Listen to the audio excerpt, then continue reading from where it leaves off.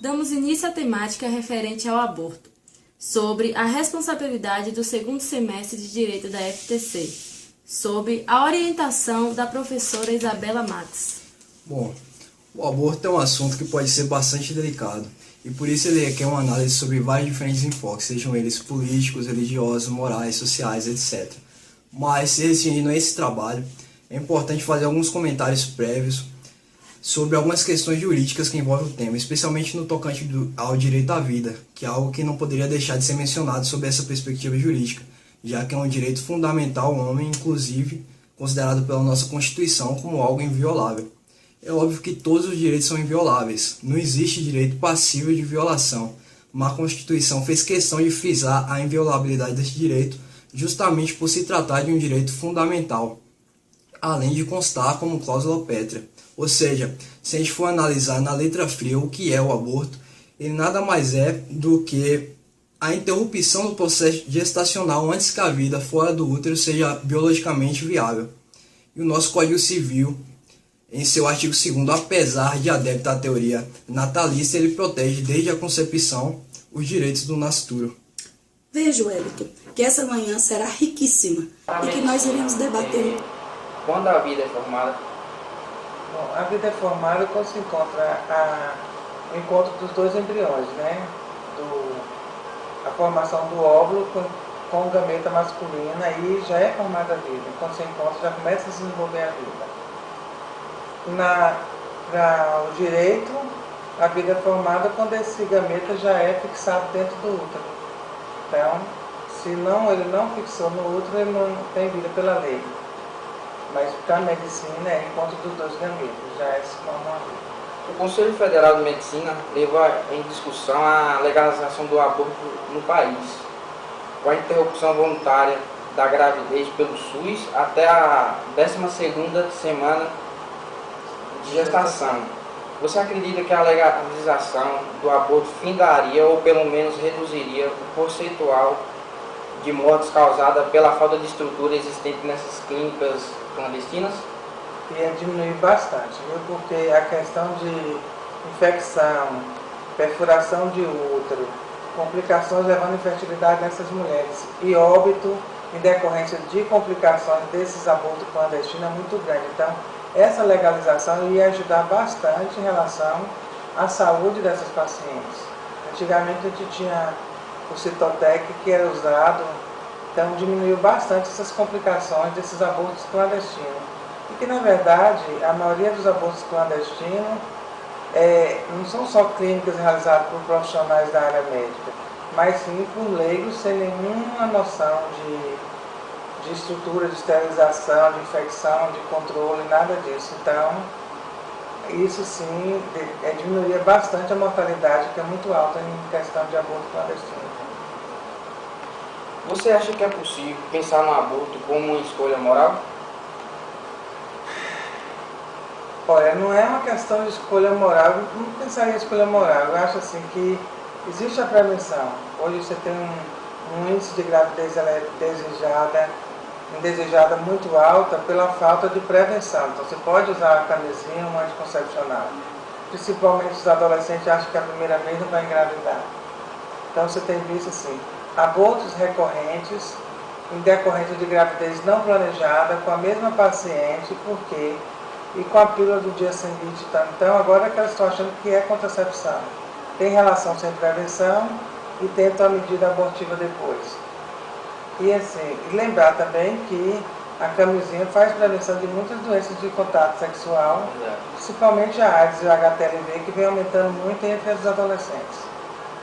Em relação ao caso, a situação de que uma pessoa sofreu um estupro e aí, por conta desse estupro, ela engravidou, e como é que nesse caso a igreja seja, também trataria dessa questão de que foi um filho ali que a pessoa não tinha aquele interesse, né?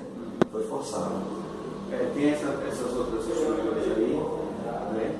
Mas o fato é que esses casos acontecem, não estou justificando, né? Mas esses fatos acontecem, mas isso não deve se tornar uma imposição para o restante da sociedade. Esses crimes acontecem, devem ser acompanhados, né? Mas essa situação, porque o que se quer é legalizar o aborto. Não só nessa ocasião, mas em toda a decisão é da mulher, é isso? E aí complica. Vamos para Milton agora com o magistrado Gilvino da Vara da Infância e da Adolescência de Vitória da Conquista. Qual a visão do judiciário a respeito da legalização do aborto? Eu não teria como falar a visão do Poder Judiciário a respeito da questão, mas eu tenho uma compreensão particular. Entendo que o aborto, de alguma forma, ele já tem uma legalização, porque há situações em que o aborto já é autorizado quando seja, por exemplo, para socorrer a gestante. Nesse particular, já há, portanto, uma legalização, que independe, inclusive, de autorização judicial para que o médico proceda com a realização do aborto, que busca salvar uma vida, entendendo que, eventualmente, naquele contexto, a mãe sofre um risco assim como outro. Existe agora, por último, um questionamento muito grande quanto à questão do feto com uma situação que não teria uma vida de forma, vamos dizer assim, mais comum se viesse a acontecer o nascimento. Às vezes até, certamente que dentro de pouco tempo poderia morrer. Nesse particular, existe uma posição do judiciário, inclusive essa questão já foi levada até o Supremo e já houve deliberação, entendendo que nessas situações devidamente comprovadas que haveria de ser autorizado pelo judiciário. Enfrentando caso a caso, a gente pode, vamos dizer assim, deliberar, às vezes concedendo ou não concedendo, porque você faz análise específica da situação com a qual você se defronta. Não atrelo essa questão a qualquer aspecto de ordem religiosa. Chamamos agora Camila com o depoimento de mulheres que praticaram o aborto. Hoje nós vamos entrevistar duas mulheres que não terão suas identidades reveladas e, por motivos pessoais, em fases de sua vida, fizeram um aborto. Por quais motivos você cometeu o aborto? Na época eu trabalhava, tinha uma criança pequena, tinha 2 anos, eu fiquei grávida, o meu menino estava com 2 anos, aí eu trabalhava, aí eu fiz o aborto. Hoje você se arrepende de ter feito? Muito. Hoje eu não faria mais. Você abortou? 16 anos. Por qual motivo? Porque o pai não queria assumir como eu ia ficar com a responsabilidade de um filho sem apoio da minha família. Aí eu resolvi abortar. E hoje na sua vida, o que mudou? Hoje, aos meus 27 anos, sou contra o aborto e jamais faço isso novamente.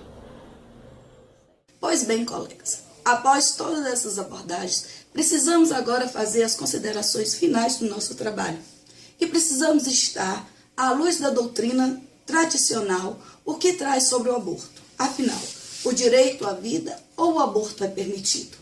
Bem, podemos chegar à conclusão de que a concepção humana é um direito à vida e, para tanto, é considerado crime e prevista também no nosso Código Penal, no artigo 124 e 127.